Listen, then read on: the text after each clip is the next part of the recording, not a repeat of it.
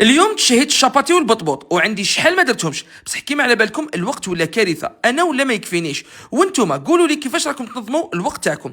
السلام عليكم، معكم الشيف صلاح الباتني. اليوم ان شاء الله راح نشارك معكم شاباتي مشخشخ بالبنه والبطبوط بحشوه بزاف بنينه ليه توجدوهم. بصح انا الخبز شريتهم من برا. ارواحوا تشوفوا معايا الاكتشاف اللي اكتشفته اليوم. خليكم على صوا مشاهده متاع الجميع. نبداو بالحشو تاع البطبوط. عندي كميه من المايس، كميه من لي كورنيشون مقطع، عندي كميه من الطون تاع الزيت، شويه معدنوس، بصل مقطع، وعندي طماطم مقطعه، عندي كميه من الجبن، وعندي ايضا كميه نتاع المايونيز، شويه تاع ملح، فلفل الكحل.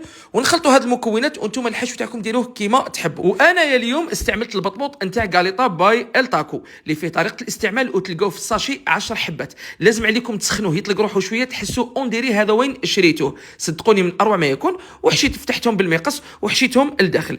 التاكو هي الشركه الوحيده في الجزائر اللي تخدم المطلوع والبطبوط كونديسيوني، وفيه اون دات تاع شهر، وزيد لي برودوي تاعهم مخدومين غير بالدقيق 100% دقيق.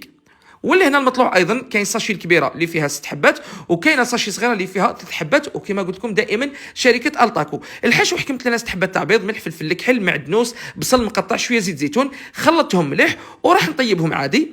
المطلوع تاعنا كما قلت لكم لازم عليكم انكم تسخنوه فقط شويه، راح يولي يطلق روحه. انتم كي تلقاوه في الساشي تلقاوه حكم روحه شويه، كي تحطوه يسخن راح يولي يطلق روحه. هذا ما كان.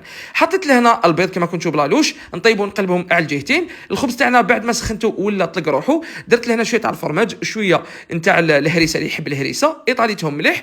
ومن بعد لهنا عندي انا الحميص اختياري، اذا عندكم تحبوا ديروا تحبوا ما ديروش. درت هذاك البيض، درت الطون تحبوا ديروا تاع الزيت، تحبوا ديروا تاع الطماطم كما تحبوا، وشويه تاع زيتون كاسي، ودرت ايضا تاع لا مايونيز. صدقوني شوفوا جا مشخشخ، جا من اروع ما يكون. غير سيو بهذه الطريقه، متاكد راح يعجبكم. وهكا نكون وصلنا لنهايه الفيديو تاعنا تاع النهار اليوم. قال نقول لكم شهيتكم بالصحه، صحه فطوركم، والسلام عليكم.